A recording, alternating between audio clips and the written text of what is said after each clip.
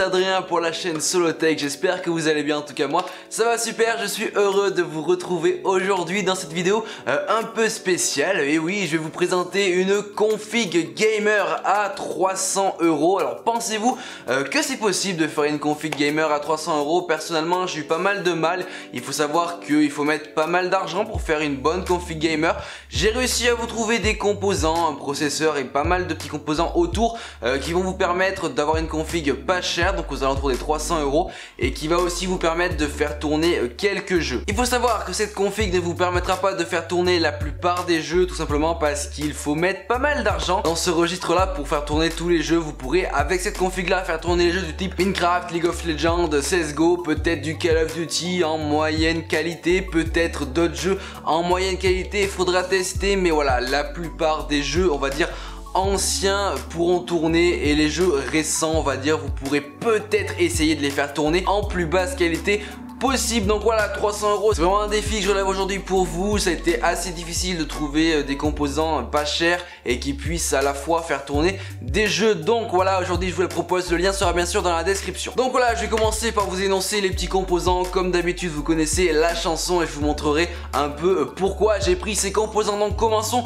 par le processeur. Donc là j'ai pris un processeur bien sûr de chez AMD, parce que pour 300 € de config intégrale, je peux pas me permettre de prendre un processeur de chez Intel, c'est beaucoup trop cher et j'aurais largement dépassé mon budget. Donc au niveau du processeur, j'ai pris le AMD A8 7670K Black Edition. Donc c'est un processeur assez bon dans l'ensemble, qui est assez vieux, on peut se le permettre de se le dire, mais qui est assez bon dans l'ensemble. Il y a un truc vraiment très sympa avec ce processeur, c'est qu'il dispose d'un chipset graphique tout simplement, donc vous n'aurez pas besoin d'acheter une carte graphique en plus, ce qui coûte assez cher. Donc c'est un processeur socket FM2+, tout simplement, quad core avec bien sûr 4 MO de cache. La fréquence d'horloge est de 3,6 GHz. Vous pourrez la pousser au-delà des 3,6 GHz, plus précisément au 3,9 en mode turbo. Donc voilà, au niveau des specs c'est plutôt pas mal. Au niveau du prix on est sur du 104 €, donc c'est plutôt un bon rapport qualité-prix. Donc comme je vous ai dit, bien sûr il dispose d'un petit chipset graphique, donc Radeon R7 720 MHz 6 cœurs. Donc voilà, au niveau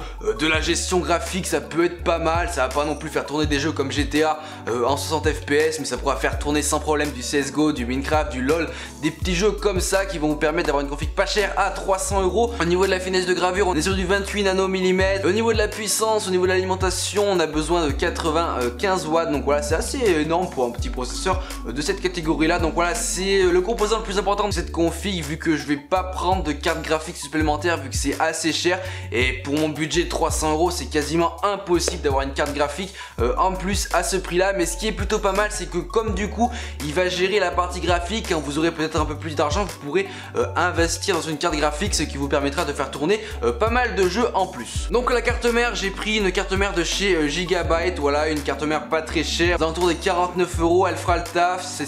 C'est pas non plus la meilleure carte mère, mais c'est pas non plus de la merde, hein, j'ai pas envie de vous dire ça. Donc bien sûr socket FM2+, pour être compatible avec le petit processeur A8 de chez AMD. Donc dessus vous pourrez mettre jusqu'à 2 barrettes de RAM en DDR3 au maximum, 64 Go, ce qui suffira largement. de barrettes de RAM, on va pas non plus monter à 4, 6 barrettes de RAM, ça ne servira tout simplement à rien. Au niveau, voilà, donc la gestion graphique, donc bien sûr cette carte mère va gérer l'affichage, ce qui est plutôt pas mal vu qu'on a un processeur qui va gérer le graphisme tout simplement. Elle est au format micro ATX, donc c'est plutôt pas mal, comme ça au moins elle prend pas beaucoup de place dans votre boîtier. Vous n'avez pas non plus acheté un boîtier énorme. Bien sûr dual BIOS, vous avez dessus 4 USB 3.0, 6 USB 2.0, un petit port DVI-D, un petit port VGA et un petit port HDMI. Donc voilà, au niveau de la qualité d'image, ça sera, on va dire, potable, assez bien, il n'y aura aucun souci avec ça. Au niveau de la barrette de RAM, oui, parce que j'ai pu prendre qu'une barrette de RAM vu le budget que j'avais. Donc voilà, on va laisser tomber le dual channel, on va rester sur une barrette de RAM simple. Donc j'ai pris une Ballistix Tactical 8 Go 1600 MHz casse 8 au prix de 59 €. Donc voilà, on va pas aller plus loin, 8 Go en DDR3, ça sera plutôt pas mal, ça tiendra la route et je pense que vous pourrez faire tourner la plupart des jeux anciens et nouveaux sans problème, et vous pourrez peut-être même essayer de faire tourner du petit GTA. Au niveau du stockage, donc là ça va, ça coûte pas très cher. J'ai pris un disque dur 1 Tera 7200 tours de chez boîtier Western Digital au prix de 56,90 €. Donc voilà, au niveau du disque dur, ça reste acceptable au niveau du prix. C'est vrai que ça a pas mal baissé au niveau du stockage. J'ai pas pu prendre bien sûr de SSD vu le prix de la config, je pouvais pas me permettre de prendre ça. Après, vous, si vous en voulez un, n'hésitez pas, vous pouvez rajouter. Ça coûte pas très cher les SSD, hein. Si vous prenez un petit SSD de 120 Go par exemple, vous n'en aurez pas pour très cher et ça peut être vraiment très performant au niveau de la rapidité du lancement des jeux, au niveau de la fluidité, au niveau de tout ça. Au niveau du boîtier, là je me suis pas foulé, hein. J'ai pris un boîtier de quelconque, hein, compatible avec ma micro ATX. Donc j'ai pris un boîtier Mars Gaming MC106 au prix de 24 €. Donc voilà, c'est pas le meilleur boîtier, hein. C'est un boîtier de très bas de gamme. Mais bon voilà, après ça sera à vous de choisir votre boîtier. Là j'ai pris un boîtier peu cher dans lequel on puisse rentrer des composants comme un processeur, une carte mère et de la RAM. Tout simplement, je me suis pas foulé à ce niveau là. Et puis au niveau du design de ce boîtier, ça va, ça passe. Vous avez des jacks, vous avez des USB, il n'y a aucun souci à ce niveau là. Au niveau de la lime, j'ai pris une lime FSP Forton Exa de 400 watts, ça suffit amplement au prix de 38 €. Au niveau voilà, des watts, ça suffit amplement, vous n'avez pas besoin de plus. Même si j'avais pu prendre moins, j'aurais pris moins, mais là au moins vous êtes tranquille. Si vous avez peut-être l'envie d'évoluer par la suite, vous pourrez rajouter une carte graphique par exemple, sans souci. Vous n'aurez bien sûr pas besoin de changer votre alimentation. Donc voilà, je le répète, c'est une petite config à 300 €, une config gamer à 300 €. Personnellement, au début, j'étais pas très chaud de faire cette vidéo parce que je savais très bien qu'avec cette config là vous pourrez faire tourner quasiment aucun jeu.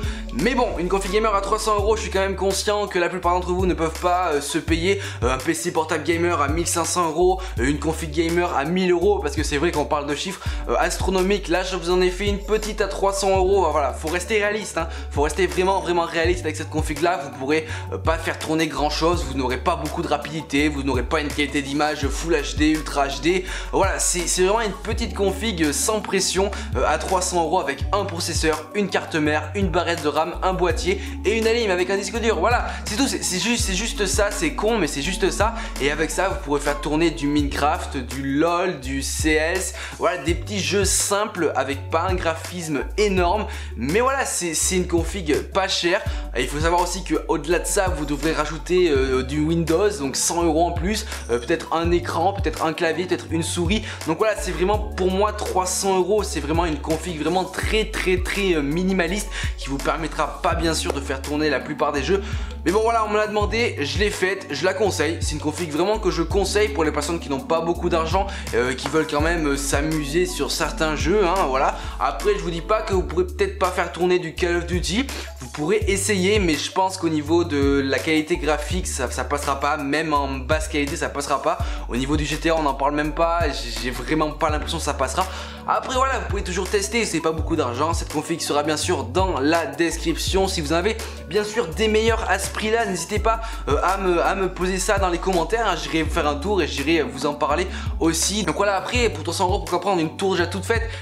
Pour 300 €, vous ne trouverez jamais une tour déjà montée, déjà faite gamer. C'est pas possible, ça n'existe pas. Donc le seul moyen d'avoir une config pas chère, c'est de la faire soi-même, comme je vous la fais là. Donc voilà, si vous y connaissez pas, tout est dans la description. Si vous avez encore des questions, n'hésitez pas à me les poser sur la page Facebook, y a pas de souci, j'y réponds assez souvent. Donc voilà, j'espère que cette petite config vous aura plu. J'espère que voilà, vous aurez une petite idée de quoi prendre pour 300 €. Même si je le dis, il vaut mieux économiser pour avoir une config beaucoup plus puissante un peu plus tard. Voilà, donc c'est à ce niveau là que je suis là. Après c'est vrai que je suis très conscient que la plupart d'entre vous ne peuvent pas se permettre d'acheter des gros PC ultra hardcore gamer. Mais voilà, avec cette config là vous pouvez faire tourner des petits jeux tranquillement sans pression. Donc voilà, n'hésitez pas à exploser la barre des pouces bleus. N'hésitez pas aussi à la partager pour que les personnes qui sont dans le même cas que vous puissent avoir une idée d'une config gamer dans ces prix là. N'hésitez pas bien sûr comme d'hab à vous abonner. Moi je vous dis à plus dans une prochaine vidéo. Allez, ciao tout le monde.